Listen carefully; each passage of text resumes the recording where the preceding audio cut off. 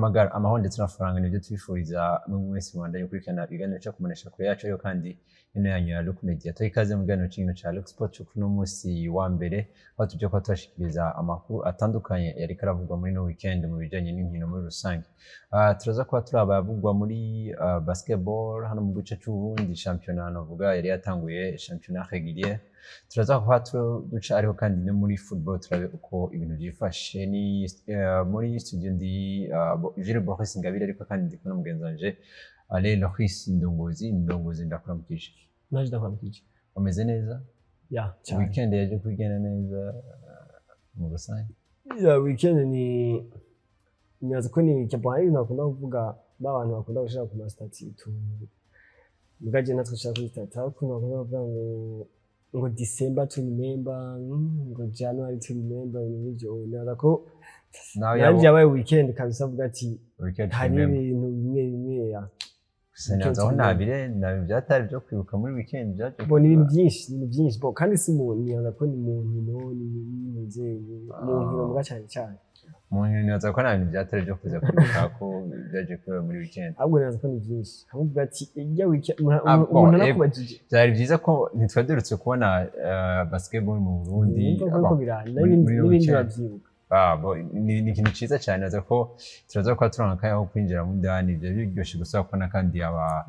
basketball mu Burundi. Mugabo neza ko ahandi nta bintu byatajeje ko muri rusange.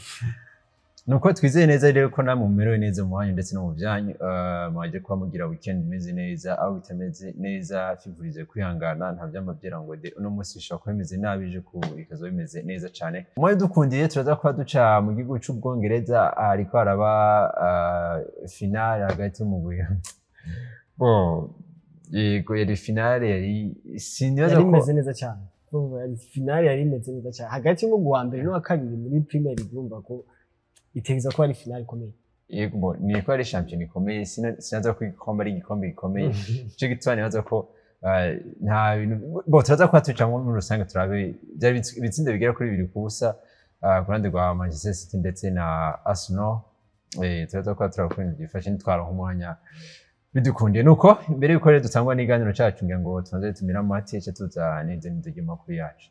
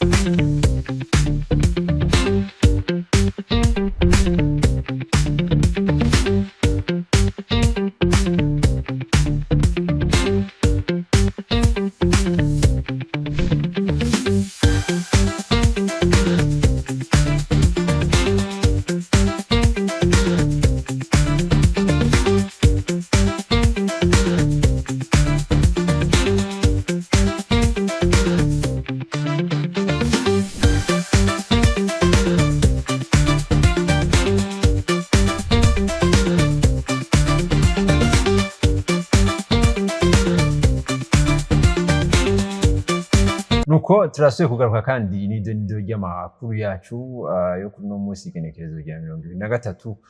muharante umwaka 2025. Urabona ko juste dutwa turahimbaza bonane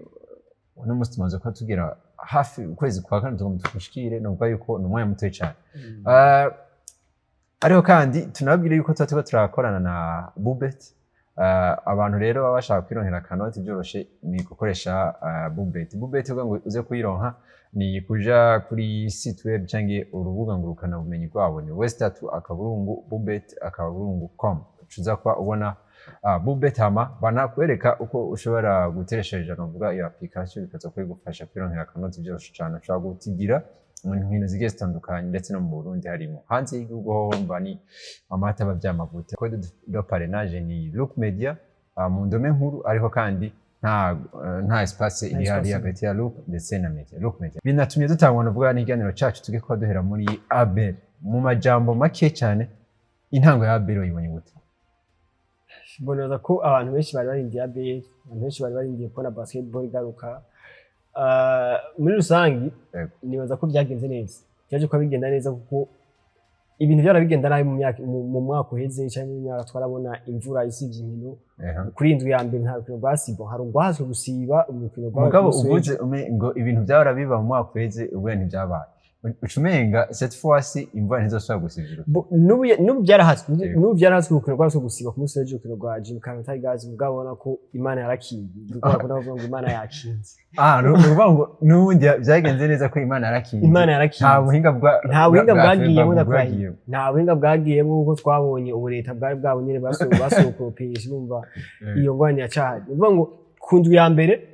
byaje ko bigenda neza bimwe ariko kandi aho n'ibindi bitaje ko bigenda neza kuko novuga hari byagenze neza hari byagenze nabi twaje ko tubona abakinyi bankiga gukina mu byabo amakete asohoka ku mpande izina ziriya avuga ati uyu mukinyi wacu abane tuyu mukinyi wacu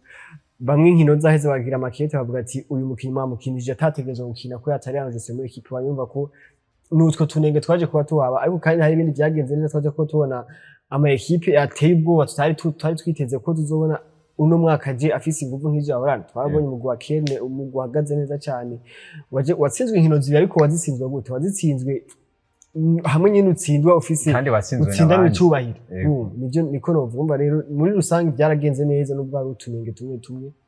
twaje kuba twiboneka dutandukanye kubwawe wobiha amanota angana gute kw'icumi boje kuvyo nari ndindiriye kuvyo nari niteze kubona ntiwabaye disi sinabaye desi ndibaza ko ku bice 75 byagenze neza umva turacari ku ndwi ya mbere byinshi biri imbere mugabo ku ntango kabisa ku ntango nibaza ko ni ABL tuzobigenda neza ni ABL twaje ko tubona ama visage y'abana bakiri bato bavuye mu Ligue B kana basketball ku rugero rwo hejuru ubona ko avenir iri prometteur muri basketball nuko rero tugomba twinjiye neza navuga muri ABL Waraje kubivuga hari imwe yaje kwa yikomeze ngaho twaje kwa tubigaruka ko waje no kuba wegera bamwe mu bamenyereza bitandukanye ibikora kina novuga ABL warabona neza yuko haje kwaba imyiteguro idasanzwe mu kugura abakinyi mu gukora ama entraînement hirya no hino mu guhindura abakoci mu bwirana navuga n'imigwi yaje kuba ihindura inzego umugwi wa Kerne ni umwe mu migwi novuga ko twaje kwa tubivuga ko turavuga tuti yana no mugwi urikuragira amarokrituma mugaro rokrituma urikuragira sico kimwe n'imigwi tuho turabona iyindi urabona ko urikurondera babakinye ntudusanga tuzi bakinye basketball nga mu Burundi mugabo atari bana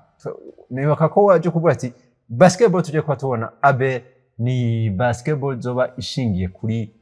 kugwaruka ku bana bakiri bato cyane so baje ko bakina n'umugwa urunani babatsinda mbere banashima binagoranye cyane kabisa defense menga y'amanota kuri 3 baza no kubakira n'umugwa wa Dinamo nuvuga ko ni imwe mu migwi nuvuga ko yibihangaye performance y'umugwa Kerne wibonye gute boje naza ko performance ya Kerne ntabwo sinuvuga ngo yarantangaje kurira ni migwi igihe tuko twakora ngiri migwi kwitegura nje kubanje mu myeza Kerne ndabona abakinyi bafise ubona ko ni equipe izotanga akazi ku bikomeye kuko ubona ko ni equipe iri meranje abana n'abantu bakuze bafite experience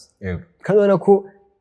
bafite n'umukoci mwiza Arsene France bari umukoci mwiza arazi ingene agera effective arazi ingene ameranja experience na jeunesse bikagira ikintu kimwe bibaza ko mugabo sinari niteze ngo buza guhangana n'urunani kuri nivo bahanganye ko n'urunani kuri match ya mbere buza guhanga Dinamo kuri nivo bahanganye bahanze ko Dinamo kuri match ya kabiri nari nzi ko ni equipe ino top 4 bizoyigora kuyigwanira mugabo ni equipe tutazobona mu mwaka uheze yari yabaye avandi numva uno mwaka navuga ati ni equipe izobona muri 5 6 indwi za mbere yagiye ku mugabo challenging mu gwa kane challenging mu kanya cya kane byakomeye cya gatanu hari mugabo ko naje ko mbona ku umugwi wa Kerne no musana ko berekanye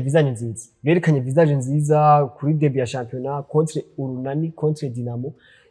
ni Kerne mu mwaka uheze yari amatura chief yakwitwa amatura chief we n'urunani ihuye na Dinamo ni Kerne mu mwaka uheze twabona igiye ukina na Dinamo ni gakabona Gibert yambaye imari ni gakiwabona effective ya Dinamo muri liste de base batanguza bajya batanu bakomeye mugabo no munsi bo tuva ko Dinamo yaje gukina yabonye ingere Kerne yakinye ku mugabo ura ko Dinamo byarayigoye cyane byarayigoye gose yaje kuba nova ngo ironka ihumeka muri kata yanyu naza ko rero Kerne n'umugwi tugiye kwanya tubona mugabo abantu bitangarije ni hehe ashaka kubona umugwi uri ko atanga akazi kuri no migwi ikomeye cyane mugabo ije igahana n'imigwi bari kuri ntuzemo za Jimkana za canke mbere ugasanga iri kuri n'imigwi yitwa ngo ni mitoyi za Muzinga za Young Eagles ugasanga birabagoye rero nibaza ko twabibonye nko muri football ho niko bimeze mu ntango Kene yaratanze image nziza nawe ndayivuga nibugaza ko Kene yaragize assemblée générale hareze igihe championnat yapfuye guhera VBL 2025 bace bagira assemblée générale naza ko haheze nk'amezi abiri sinibuka neza gusa naza ko atamezi abiri yaheze bavuga ati twebwe Kene tuzatura umugwi ukomeye tushaka kugarukana Kene kuri ya niveau bazi ko Kene mu myaka yahera umuntu yace yibaza ati peut-être agomba gura abakinyi ko twavuga ati mu Burundi udafise aba étranger udashobora kurokwita abakinyi bavuye mu equipe akomeye ntushobora kuja haya mu bibanza vy'imbere umva nije twese twibaza mugabana ko nta bakinyi bakuye mu equipe akomeye bazanye ni Hervé yagarutse ni Mbuyi muri Dinamo ntiyakina ni bo barazanye umenere mwiza bakuye mu gihugu ca Tanzania mbona umenere mwiza kandi akiri muto naba bakinyi bagira kuri bangahe bakuye mu Guruna ni bakiri bato mugabana ko nta recruitment iteye ubwoba yahabaye urumva ni equipe nyene imeze uko no mukoci mushasha mugabo nibaza ko impression batanze kuri match zibiri za mbere ni Kene umuntu ashobora kuvizamwo ibintu bikomeye muri no sezo hamwe ataza kubitangaro ngo bananigwe niye migwi iri mu bibanza byane difference amana tagera kuri atatu kuri image twamaze guha umuguru nani toyifata gute ni Kene yabaye domina cyane cyangwa ni runani gwagize ibibazo nyine boneza ko ni Kene ntitwoshira ingorane ku muguru nani ingorane zose ntizishobora kuba match ya mbere ya sezo urunani twaje kwa tubwira tubona ko ni twaje kwa tuvugana coach atubwira ati ni effective nini itandukanye cyane ni effective yo makwezi urumva ko premier match de la saison hategezwa kubaho utugwane tumwe tumwe abakinyi batazinanye neza abakinyi baje gukina muri premier division ubwa mbere mu runani baza kwari na benshi urumva dutegezwa kubaho ntitwofata ngo urunani gwasubiye inyuma kutujije kuri match ya mbere ahubwo twofata iyi niveau ya Kene tuvuga ati ni Kene yadogije ni Kene ije ifise objectif iri bien précis muri ABL urunani gogo bon nta sinoza kuduta urunani ndabe kuri match ya Kene nyaza ko niveau kuri match igira kabiri kuri match igira kabiri bon match igira kabiri bayidomiye byoroshe Young Eagles urumva nta bintu byataye twari kwitega impande runani ikibazo gice kiza kwaba twavuze yuko ino basketball twitega cyane kubana nimba bano bana bazoza kudomina cyane bahuye na Young Eagles bahuye n'umuguri hasi ni eske bazoza kugira ijambo bafise bahuye na Dinamo bazoza kugira ijambo bahuye na Remesha navuga ko ziba ziri pusi boneza ko ni ugiye kuraba aba bana uvuze Reme umugwi nabonye udakinisha abakinyi bavuye muri academy cyane Dinamo yabaki kuri match ya mbere bakina na Regional barasa abakinyi babiri bakuye muri equipe barashoboye gukina muga ku munsi w'ejo bakina na Kene ntibaje gukina nuvuga ko niyo equipe nuvuga ngo turavye match ya kabiri batashizemwe abana bakiri bato benshi mugabo ugiye kuraba izindi za Remesha zandi bose ama effectif yabo na abana bakiri bato umva barazinanye barakinanye mu equipe baragize iki bibaza ko urunani bari basangiye imigwi urunani ntitwovuga ko cyane just nofata kuri match ya Kene aba bana nibaza ko barafise capacity turavye abandi bana bari mu bandi bakire bari amezire yo kuza gukina ABL bari amezire yo guporta urunani kugwanira kiya kibanza ca mbere n'icya kabiri nibaza ko match ya Kene ntiyoza kudefinisa ntuze y'urunani uno mwaka canke kutugira flungu ubone uri umukeba w'urunani uri nk'umuntu wa Dinamo ugaca ubona directement ngo bananiwe na Kene nta ntuze neza ko bawibesha iyi match ntishobora kudefinisa saison ABL 2026 ku runani est-ce que Dinamo twitege ko ije kudefenda titre yo mu mwaka kuri jewe Dinamo naza ko iri favori muri saison régulière uno munsi turi muri phase turavye effectif Dinamo ifise bari favori muri saison régulière nibaza ko amantu zenye ari menshi bama bari favori ahabwo ikibazo mfise est-ce que urabona yuko uravye muri zino match ziraje ko bakina urabona yuko nidufatire ngo ni kwango twabonye ngo runani gwagize kunuku uravye urabona yuko kuba favori bari favori ntawo uva ko hatazoba bari mu kanzo ca kabiri canke ca gatatu canke ca kane oya est-ce que urabona yuko bashobora kuza kudefendre no titre barasanze afise muri saison régulière tutaraje muri playoff niyo bagize batwaye saison mu mwaka wese yego okay nuvuga ngo saison régulière no Dinamo ifavori kandi cyambere cyane kubganye ugiye kuraba effectif ya Dinamo bafise abakinyi bazinanye cyane bafise abakinyi bakinye ino championnat imyaka myinshi kandi bakinye bari kumwe umaze gufata ekipe irimo Richard irimo Giberi irimo Tametonga amaze imyaka myinshi bahaye mu rwa Dinamo irimo Clement Kongoro irimo Beni n'abakinyi bafise experience ya ABL ya basketball mu Burundi bakinye imyaka myinshi kandi bakinye imyaka myinshi bari kumwe naza ko nta maperti yabaye ku ruhande rwa Dinamo uno mwaka abakinyi bakinye saison régulière iheze nibo bahari no musaba ko bakina saison régulière no musi contre le Mayurunani umukonkira wabo ari direct bobo effect abakinyi batari baki bakinye saison régulière mu kwezi baragiye Kariki yaragiye Landry yaragiye Meya yaragiye Dikong yaragiye Papa Mariki yaragiye urumva ntibahari uno musi iyo ntuzi iyo parametre irashaka kumbwira ko irashaka kunyereka ko Dinamo saison régulière bashaka ko defender ino titre yatandukanye na playoffs uko playoffs amakipe bari mashasha none bizo ari rushasha Dinamo nayo bizo bashasha bose bari bashasha urumva mugabe no saison régulière ndavye Dinamo ngene imeze nibaza ko yashaka kwitaka amahirwe ni menshi cyane para point y'imigwi kuba abashampion ba BL muri saison régulière. Okay, duciye ku migwi yose muri rusange ubona impinduka zaje kuba ziba mu migwi haba mu runani haba nshatse kuvuga ama transfer ama mercato baje kuba bakora hari ayo mapo baje kuba bakura ahantu hari cyaje kuba atanga twarabonye Jules Lipia muri mu runani yaje kuba yitwara neza eske uravye ahandi hose izo ayo mapo mfaro baje kuba bazana bakwege no hino hari cyaje kuba atanga mu migwi baza ko mu runani nibaza ko rokitwa cyane yabaye ni ya Jules Lipia Jules Lipia abo bazanye mu pivot twa Boringo mugabo no mwana cyaracyari umwana nibaza ko sinibaza ko runani rwo rwamo kisogira ngo ashika tanga handuma ubwo nyene directeur ni mukinya kiri muto yakina mu ntara gitega mu equipe muri equipe ya Simba urumva yarakikira kuri niveau yaba nico kimwe n'abajya bandi badugije bakwiye muri B urumva ni meme umuntu bazanye aracyari muto cyane n'umuntu aje kugira development neza ko rokitwa y'ubugurura ni ya mbere ni Jules Lipia Jules Lipia nawe nibaza ko mu myaka maze akina hano muri basketball Burundi nibaza ko nabayiriye bake dufise bashobora gukina kuri niveau ya Jules Lipia kubera ari form mu department menshi afite shoot nziza ari aranyaruka penetration yiwe neza ko 1 contre 1 ari mu bakinyi bagoye gukontra cyane kuri 1 contre 1 kandi yaje ko avyerekana ku munsi w'ejo niwe yabaye mail marqueur yatsinze 28 points muri match sinoza kumujija kumufatira kuri match bakina yangi goals ngo nerekane ko riyo rokitwa nziza ne gwagize mugabo muri rusange ni rokitwa nziza nibaza ko turetse no ku ruhande rw'urunani je ndashaka gufata ko Jules Lipia ari rokitwa yi mercato muri basketball niwe mukinyi yasanze yaranze ino mercato nazi ko nanga ngini yari yaranatevye muri Remesh naza ko uwe yari yamaze kuba nk'umwana wo muri Remesh uwe hamwe na hajya Remesh mu migwi yatakaje cyane kuko baje hari undi mu Cameroon akina Remesh yitwa Cedric Sangi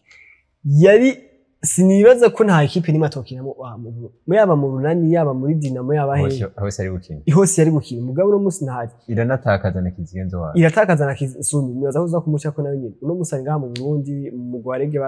baramanki bashaka ko abanya gukina urumva Jules Lipia kuba nibaza ko niro kituma yaranze umwaka muri ABL kandi obligatoire mategeza gutanga amafuru kubera sponsor ligue shasha ni ligue amenyereye asanzwe hazi ari mu mugwi umuzi ngene akina ibi nibindi naza ko Jules Lipia ari niro kituma nziza andi hantu nibaza ko haje kuba baro kituma nziza ni mugwi wa Tigers Tigers aje ko bagira amaro kituma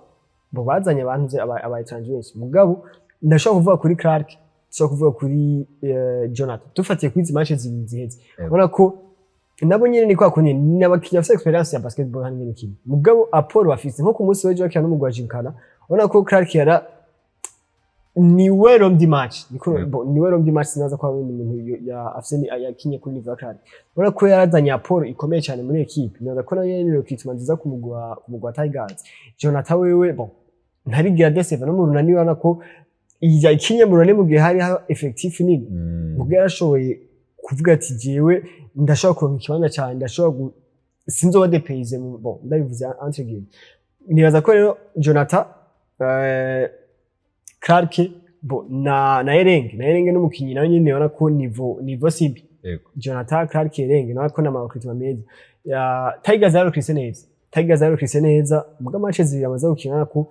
hari utuntu tukibagora naza ko nibashobora kubikosora hakiri kare Tigers ashaka kubandanya irondera ikibanza muri bine vya mbere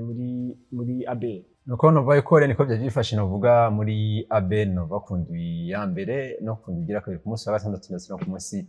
w'Imana aho bariko barakina ko inkino zaje kwa zigenda muri rusange no neza ko twaje kwa twegera ariho kandi n'abakoci bagiye batandukanye coach Joachim Ndumutima wa Dinamo ndetse na Arsene Franzima wa Kerne hamwe na coach Ahmed wa Tigers neza ko reka tumvirize gato kituza kandi tubandanye. Tuzakiranye umunezero mwinshi ko murabona rwa rukino rutoroshe haba no munsi habejo inkino zari zigoye mugabo igikuru ni intsinzi ko icyo turondera ni intsinzi urumva rero wagwanye naho urugamba rwa rutoroshe hamwe tsinda nico gikuru nkuko mwabibonye iriganwa ntizoba ryoroshe amategeko mashasha yaje yo kugabanya abanyamahanga bakina ngaha yahinduye ibintu byinshi nkuko mwabibonye amamatch uko yagenze je no munsi na match twubwa ko ari equilibre ku mpande zose uvuga ngo rero nta match rimwe yoroshe urunane je murabona ingene vyagenze na Kerne murabona Dinamo ingene vyagenze no munsi isigura ngo ihigano ko ryari rimeze mu mwaka uheze n'umwaka biratandukanye cyane amakipe yose asa nayanganya urumva rero umwaka nta ekipe nimwe uzoza gukina bivuga ngo muje gutora intsinzi no kugwana gushika ku munota wa nyuma nko mubibonye ngaha basket si hazard basket ni ukina ibintu wateguye si ibintu kura mu kirere n'ibintu wateguye rero ibyo twateguye tiko turabikora mugabo sinshima ijana kwijana turacyafite umwanya wo gutegura amamaci yarabandanya no kuvuga ngo amakosa aho nayabonye tuzobandanya tuyakosora kugira ngo bishimishe gushika aho mvuga nti 100% ibyo twateguye tiko turabikishira mu kibuga. Kubwanje sinovuga yuko twatanguye neza mugabo kandi sinovuga yuko twatanguye nabi cyane kuko twarakinye kandi ekipe yadutsinze ni ekipe yabaye ya mbere ni ya kabiri mu mwaka uheze ariko kandi novuga ngo ntitwoba twakinye nabi cyane gose twagerageje gutena tete byatunaniye aracarimo abakinyi benshi bakiri bato bataragira experience ariko nibaza yuko uko tuzogenda turabandanya shampiyona tuzogenda turamenyerana nizera ko tuzobandanya dushiramo ingufu tukabandanya dukina uko teza ukina tuzoshiramo ingufu uko bishoboka hanyuma turabe yuko twoba mu kibanza cyiza cyane buhoro biriko biraja mu ngiro novuga yuko tuzobandanya tugikorera ko aracariho byinshi byo kwameliora ariko ndavuga yuko byinshi hariho byinshi maze kubona ko bimaze gufata inzira ego uko bivuze tumaze gukina match zibiri match y'ejo twatsinze Aigle Noir hanyuma uno munsi twashoboye gukina na Kerne urukino rutatworoheye cyane gose mugabo twaje tubitse twararavye equipe uko imeze uko yirenforceje une equipe iriko iriyubaka neza donc twaje turi préparer mentalement yuko tuje kurivra un match itoroshe mugabo thanks God twayitsinze donc deux victoires reka dutegure bikurikira kugira dushobore kuma tugerageza gushikana objectif yacu. Uravye precision mwagize urabona ko ibyo mwize muriko murabishira mu ngiro muri ntango yaseze gushika ubu ko urumva tuvuye muri mukaruhuko k'umwanya munini ntituratorana cyane n'abakinnyi ari babandi nyene notamment hari ibintu twateguye tutarashira en place mugabo bisaba umwanya umuntu akaguma pratika kugira bizoshobore gushika au point. C'est vrai match y'urunani yaratwigishije ibintu byinshi twaragerageza gukosora bimwe mugabo turacafise ibindi bintu byinshi kandi ni match zibiri c'est deux matchs arasigaye izindi match 19 nimba nihenze nibaza yuko tuzoguma dutegura hanyuma dukosora utunenge turabe ko dushobora kuba performant uko tubishatse. Uravye parapore match y'urunani urabona ibintu mwameliyo yari byabo ego biriho cyane notamment hari ama défense urunani yari yatugiriye uno munsi Kerne yagerageje kugira la même chose mu mwanya muto bakabiheba hanyuma bakabigira bagasubira bakabiheba. C'est vrai twaremewe ku mapoint amwe nuko novuga ibintu biri technique mugabo icyo shimye nuko hari amapoint amwe turakosora hanyuma hariho n'ayandi mashasha tuguma twiga ku munsi kandi nivyo byiza go gukina ama match akomeye nk'uko unye nibaza yuko tuzobikosora hanyuma dushobore gushika kuco twiyemeje uno mwaka. Uri satisfait na effectif ufite? Ego dissatisfait pour l'instant kubera urumva umaze gukina 2 match ugatsinda 2 match nuko effectif dufise iko yabyifata neza tuzogera turevolua point par point ama equipe ni menshi ama match nasa urumva niho tuzogera turevolua turavye effectif yacu ngaho gushika ubu dufise victoire zibiri 100% nibaza ko effectif dufise turi iri satisfaisant. Ya akabazo kanyuma ejo harabaye kaya Herve twabonye muri match unarakina muri Dinamo ejo tumubona jambo muri New Star n'abajambo menshi ngo tubwira ingene bimeze byaye ava n'umukinyi wa New Star nkuko mumaze munsi mubibona akinira New Star donc n'umukinyi wa New Star twebwe match twamukinishije yari match ya Coupe de Euro na ya match de Gala naho yaje kudufasha sino yave twese turabona amayo yambara n'umukinyi wa New Star. Nuko Loris tugitangura ndiho ndakubaza uko waje kubona champion ko naje kwitangura waje kugaruka ati hari amakete twaje kwa tubona hari utunaturiya twaje kwa twumva uranagaruka ndetse no kuri Steve Sumizi ngo beshara muzi mu gwa remesha yarakinira haje n'urunani rusohotse sinibuka nimba hari Elite says yego byagenze gute muri rusange ya ni nutunyene bavuga ngo two twita tune bavuga ngo mu Kirundi bavuga ngo nta nyambi buragahonze rero haje kuba habe ibintu byiza haje kuba ibintu byiza ama performance meza abakinyi bashasha muri ligue baje kuba abiyerekana imigwi tumenyereye iza yerekana nivo nziza hari imigwi yatsinze match zibiri zose hari imigwi yatsinzwe match zibiri zose hari imigwi yatsinze match imwe itsindwa match imwe urumva ko byose byaje kuba biba yari spectacle ibintu byiza muri rusange ariko ibintu by'amakete bavuga ngo byaje kuba biva byose mu gwa New Star turi kumugwa New Star n'umugwi watsinzwe match zibiri watsinzwe na Jimkana watsinzwe na Reziko watsinzwe match zibiri zose ku munsi wa gatandatu ndetse no ku munsi w'Imana urubanza rwa mbere muri New Star rwabaye imbere yuko bakina mu gwa Jimkana baje kuba nibuka ko muri match ya partenariat hagati ya Febabu na Burundi bice muri Amsterdam mu gwa Dinamo kandi n'unani mwabonye ko mu gwa Dinamo Elvis Abimana yaje kuba kinira mu gwa Dinamo umva mu minsi yakwikirana avuga ati n'umukinyi wa Dinamo agiye kwandanya kina muri Dinamo nibyo twari tuzi twese avuga ati yavuye muri sare yagiye mu gwa Dinamo ndibuka turiko turakora ikiganiro cerekana champion bariko bitegura gute mu gwa Dinamo twaragiye kuri Entente ntitwamubona ari muri entraînement twabona ari muri entraînement rero ku munsi w'ejo muri interview mwumvise ya Joris n'umutima araza kubivuga avuga ati Hervé n'umukinyi wa New Star nova induru zavuye bavuze ko Hervé bamuhaye transfer atazi atanasi ava muri New Star imutwara muri Dinamo ariko we bavuga ko yaratangaye anabibona gati jewe ntabwo nigeze sinya ibintu byo kuja mu mugwi wa Dinamo jewe ndi umukinyi wa New Star ubona ko zabaye imana yarasuye arandika n'irindi kete ryandikije intoki avuga ati jewe Hervé ndi umukinyi wa New Star ivyo vya Dinamo nta kintu na kimwe ndabizi kumva ko nimba hari umuntu yoba yaranditse kete akamusinyira asa price ubona ko cyo ari ikintu kibi gishobora kuya scandal ikomeye ni kosa rikomeye cyane muri twese no mu mupira twese no muri basket no mu buzima busanzwe umuntu agira signature yawe umva ko asinya mu kibanza cy'undi muntu umva ko ni ikindi kintu nuko New Star nyene urukino bagiye gukina Jimkana yari yabatsinze Jimkana aje gukinisha abakinnyi babiri uwitwa Miguel hamwe n'uwitwa Mark Kabango mu gwa Dinamo yaje kuba akinishwa muri urwo rukino ariko New Star yandika ikete ivuga ati mwaje gukinisha abakinnyi babiri batari enregistré muri liste mwatanze yego iri muri Febabu bumva ijonye mbo nta uramenya decision yaje kubifatwa ariko icyaje kuba kibyekana iki ku munsi wa W'Imana Jimkana ariko yakina Tiger abo bakinnyi ntibakina umva Jimkana yabakinishije peut-être ko New Star yari ifsereze New Star yafsereze aho ko biri kose New Star yafsereze ndamenya ngo decision finale yafashwe ni nta umenya ko Jimkana bamuha bayaka amanota bakayiha intsinzi bakayiha New Star canke turashaka kuzoyibona Sergio yaraheze havuga ati ya ntsinzi turayatse Jimkana turayihaye New Star nivyo bari bibi n'abatari abarundi barabikora bashaka kuba inspire na CAF urumva ko nutwo tunenge twaje kuba twabumva ko ninze nama ibintu by'amakete ikindi cyane gatatu tuhereza ko ntiyarakira umukinya wa VBL ntiyarakira umukinya wa Remesha ariko ni Steve Sumizi twaje kuba tubona ku munsi wa gatandatu no ku munsi w'Imana yari kuri Canada Departement yego yambaye impuzu zisanzwe ntabwo yari yambaye umwambaro wa Remesha twaje kuba tubona rero hari tije ko bivuga ko transfer yiwe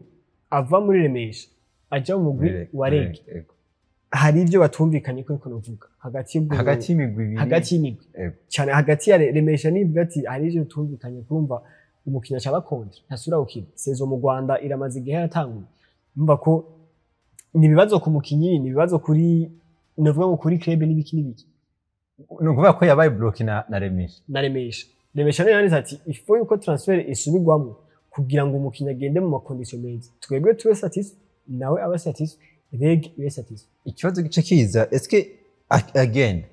hariho ibyo batari bumvikanye baramureka aragenda nivyo nyene regira iranonsa ko ni umukinyi wawe kandi hari ibintu bitaraheza nivyo nyene cyo gituma nibaza ko dossier yiwe iri complexe gose irimo ama poyari enkoni menshi nico gituma twaje kwa tumona yo munaca yibaza eske biracako nubwo sinibaza ko bigikora abakinyi menshi sindabizi neza kuko ico ndi cyo ndazi ko transfer yo kugura abakinyi fenêtre yo kugura abakinyi yarahagaze umva harimo mantuze menshi nta ubizi ingene bizobandanya nukurinda twarabo rero two n'utuntu twaje kuba tuvuga cyane muri basketball twaje kuba twigaragaza ku munsi wa gatandatu ndetse no ku munsi w'Imana ariko muri rusangi indwi ya mbere ni ya kabiri muri ABL 2026 antuka byagenze neza. Wow, nuko rero twizana neza ko abari bashyitse ku kibuga ca departement baje ko bagira ibihe byiza ariko kandi n'inkino tuzoza kwa zibandanya tubatumire kuza kwa mushika kuri departement kuko tuze kwa twirabira inkino ni abanyagisagara babujumbona ko barakunda cyane basketball naza ko rero no mwanya mwiza ngo muze kwa mwibera hasuye kugaruka kandi occupation muri weekend abantu babuza ahantu bagenda muri weekend ariko basketball yagarutse ni kuza ngo tuze kwa twishikira ku gihugu ca departement nuko n'amakuru navuga ariko aravugwa muri basketball naza ko imbere ko tuva hano mu gisha cy'u Burundi tukaja ahantu navuga ko ibintu bitagenze neza duce gato muri Primus League ariko arakina navuga indigira 27 bo imatch zari zikomakomeye zari zo kuraba mbega ni bande bagiye kuba baje muri Big Four ko umva uno munsi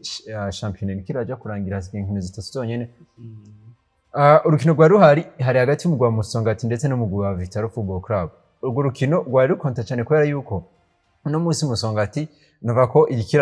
yari kiradomina Flambeau du Centre ndetse na Bumamuru byaboneka neza yuko zamaze kubazi yari mu kanya kabiri yego so Vitaro nayo kiragwana no munsi nibwo bitarakunda neza iri kiragwana iragoja muri Big Musongati rero aje kwitsinda ibitsindo bya kuri 2 kubusa bamati agateko ka kuri Vitaro European naza ko ni Vitaro muri no phase retour sinoisha kuri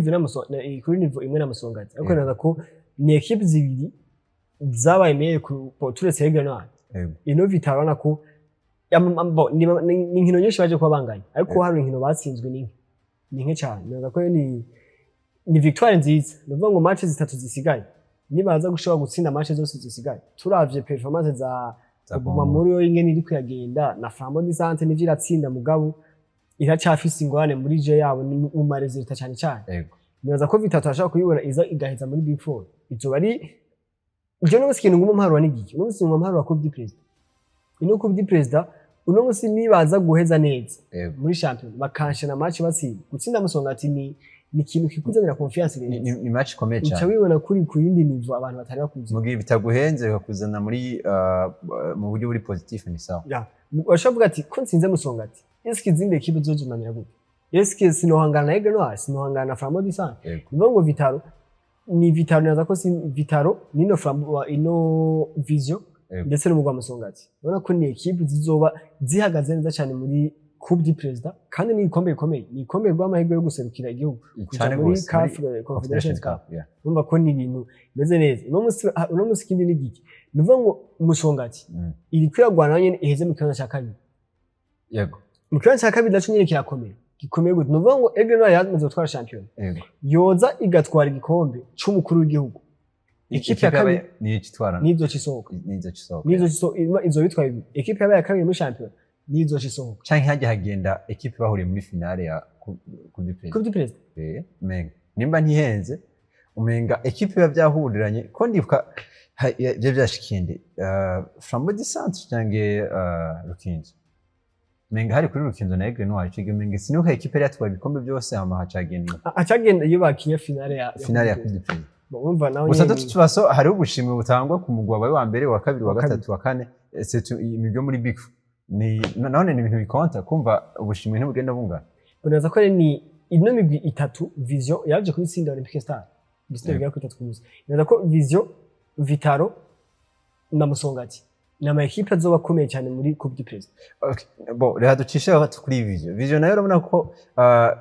bon yaratanga imeze neza iraja hasi no musirikira sa nuko irasubikira so kuduga gatoya yaje kwitsinda umuguda udasanzwe kono umugwa wa Olympique Star sumugu usanzwe tubona neza yuko uyu video irashobora gutibura gato y'Ibumamuru ikayegezayo ikaza muri Big Four. Bumamuru nibaza ko ubonye si Ntitwera muri Big ko tubona histoire zayo usanga abakinyi barahamagana ati je ndi kuri Kotiro ngo dore kuri Kotiro kugira ngo baduge mu ntara y'Igitega. Naje ko mbona ku munsi wa ryari sinzi equipe bakinyi banganya kimwe ku kindi n'umugwi wa Kayanza United. Abafana barakotije kuri stade begeranya amafaranga agera ku 250 na bingahe kugira ngo bafashe abakinyi bivoronse bakaza kuri match. Nta entraînement biba kuko ngenda muri entraînement nta equipe arasoza kuroka. Umva ko ibibazo biri muri Bumamuru naza ko ntibapermeta na bukiye ko baza gushora kuza muri Big Four ntibikunda. No musi bamaze kuba yivamo deje. Bamaze kuba yivamo. Ni ya equipe twavuga ati Aigle Noir no mwaka ntishaka kudefanda titre yabo turavye Bumamuru ingene imeze. Yerekana ko Bumamuru iza kubakura mu kubakura. Umva umupira mu Burundi abarongozi b'imigi canke uburongozi b'imigi hari gihe buhindutse usanga skandal kiba muri equipe canke umuntu yari afise ibintu ugasanga no musibira hetse skandal kiba muri equipe. Ega bava ngo ubwiza buva ibukuru bugakwira sinzi yo kwira. Mugabo nikuvuga ngo ibintu bimaze kuba vyononekara hejuru no hasi yaze kwa ni ibintu bibabaje. Uravye nyene bagize fazari nziza, uravye nyene bateguye umugwi ushobora gutwara igikombe uhangana n'indi mu gutwara igikombe mugabo bikagenda biranyika bukebuke. Yego. Okay. Uno musi ikibazo gihari kubwawe tunava no kuri Primus League. Uraba mu kibanza ca mbere urumva ni Aigle Noir nta kizohinduka. Ikibanza ca kabiri ca gatatu ni ca kane Big Four. Iyo ayo makipe atatu urabona muri zino nkino zitatu ari zihe zishobora kuba amahirwe yo kuza muri ibyo bibanza bitatu. Bonaza ko ikibanza ca kabiri kizoguma mu Flambeau du Centre. Yego. Ikibanza ca gatatu kije mu Musongati. Ikibanza ca kane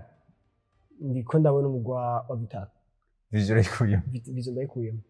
Vitaro mu kibanza ca kane. Mugabo Bumamuru yoyo nta no Bumamuru sinibaza. Bumamuru yagize n'Imana kwegeranya amanota bwa mbere iyo biza kuba muri phase retour yose twisanze yatibutse. Twisanze kwiragwana Burundi Sport Dynamic ari. Nuko navuga ko niyo mukuru yakaravuga navuga mu c'u Burundi muri Primus League ndetse no muri basketball. Neza ko twamena amateka gatoyi ca turaba ari karavugwa hanze y'igihugu. Nk'umunywanyi w'ibanki BCAB wofise ubwoba ko udashobora gusuma ata amafaranga wagendanye. Ibanki BCAB yamana bishasha. Twabazaniye ubuhinga bushasha bwo kuriha amafagitire no kubikura amafaranga. Mbega ubwo buhinga nubuhe hoho bukora gute? Nakamashini ko kuriha fagitire canke kubikura amafaranga ukoresheje ikarata nikeli. Ati none mbega ivyo bigiye kutwungukira iki? Ubuzima bugiye koroha mu kutagendana umukagato w'amafaranga ku mufuko ngo havura n'abagizi ba nabi bakayakwiba. Ikindi congeye ko kuri ico nuko ushobora kubikura amafaranga yawe kwishami rya ryo ryose rikwegereye rya BCAB utirura ruhishwa no gutonda umurongo ngo havushikirwa warushe. Ibanki BCAB kumwe namwe aho muri hose. Shika mu iterambere na BCAB.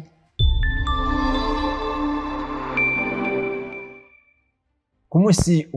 munsi wa Mungu igenekerezo rya 22 ntwarante aho mbere stadium hariko araba urukino hagati y'umugwi wa Manchester City ndetse n'umugwi wa Arsenal the Gunners. Jaje kuba birangira yari finale ya League Cup cyangwa Carabao Cup baje kuba barangiza ari ibitsindo bigira kuri 2 kubusa bya Manchester City biza kuba bituma witwa Mikel Arteta adatwara igikombe ari gutwara igikombe mu 2020 nimba neza. Kigera atwaye FA Cup. Ejera atwaye na Community Shield mbayo si bikombe bya atari. FA Cup mu gikombe kiri cyo twakwita Major Cup ni cyo cyonyine navuga amaze kubatwara.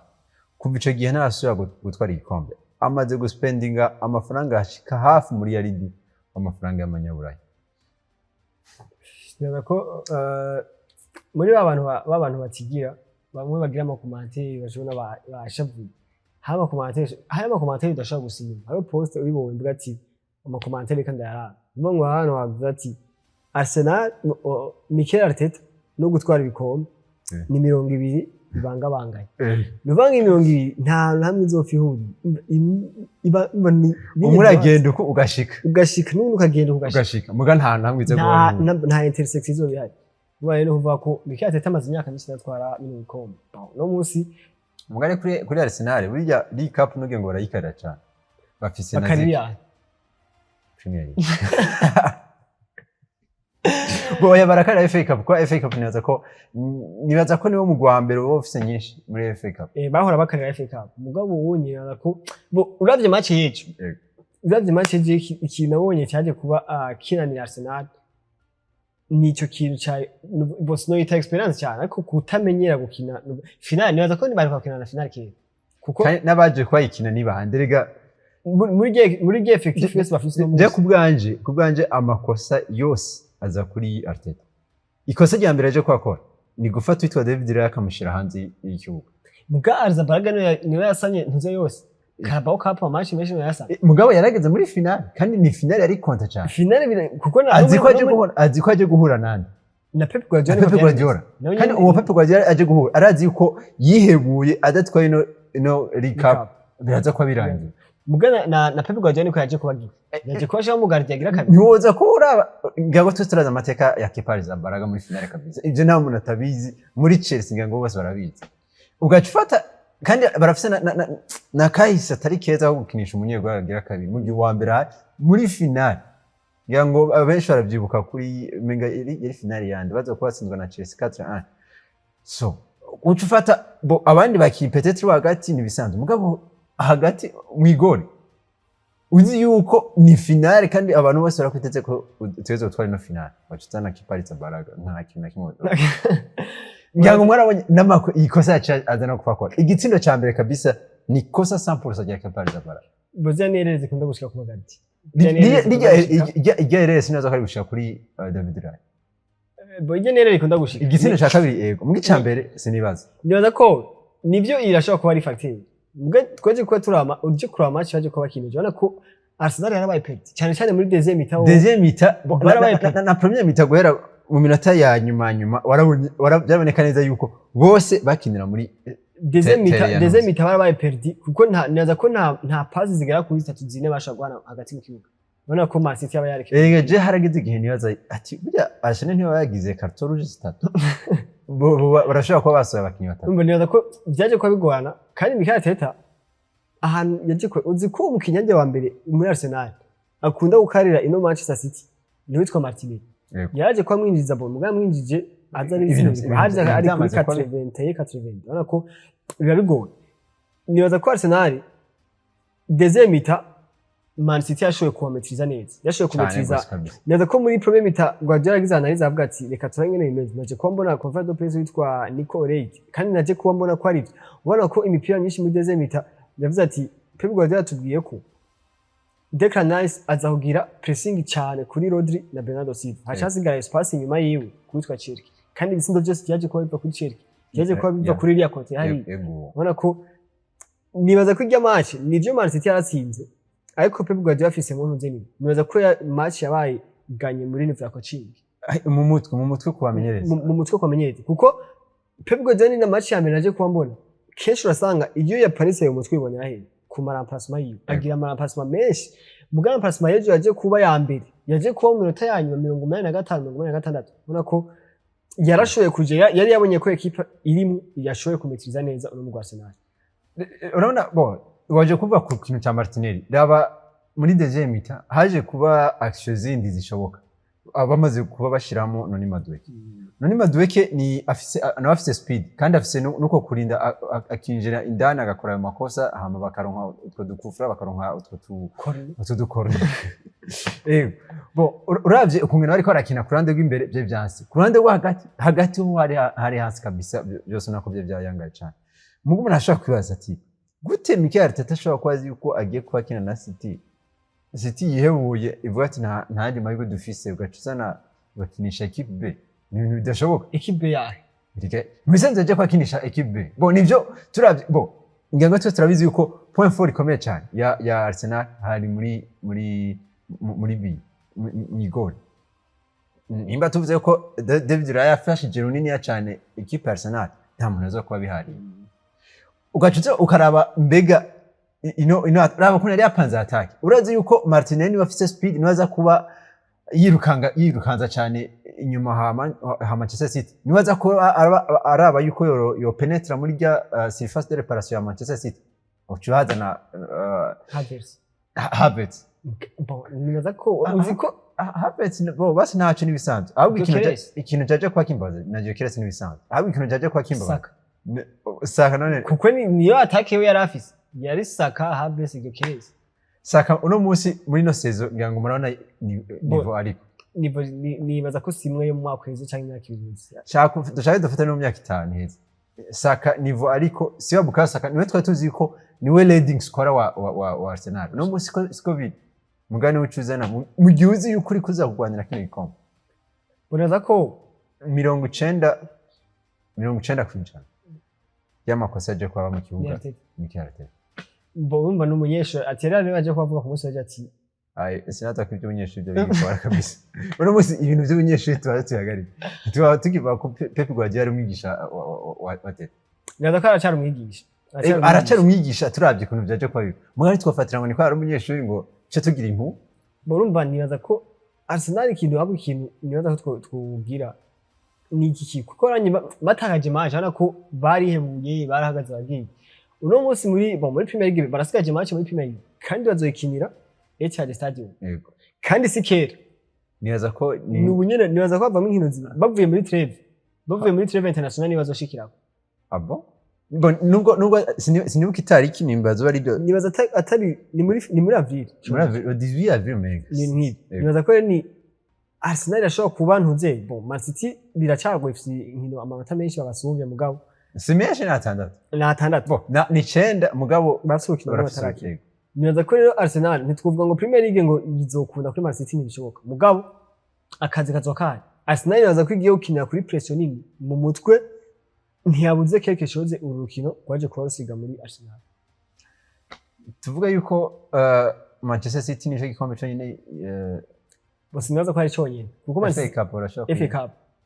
FA Cup bari kumwe na Liverpool muri quart de finale kandi Liverpool uziko ashobora gusubira guhura na Arsenal kandi birakubira ashobora gukunda nuko rero nibaza yuko turakeje cyane abakunzi ba Manchester City turabakeje cyane kabisa yego ni nawe duce turangiza iganiro cyacu nitwa twashimye ko tuza kuvuga ko ibintu byinshi kumva baratsinze byararangiye nuko Bawisi ndagushimiye ndashimiye ndetse namwe wese mwahoma dukurikirana twifurize kumererwa neza mu banyu ndetse no mu byanyu amahoro amagara ndetse n'amafaranga ibyo twifuriza nawe utamurakoze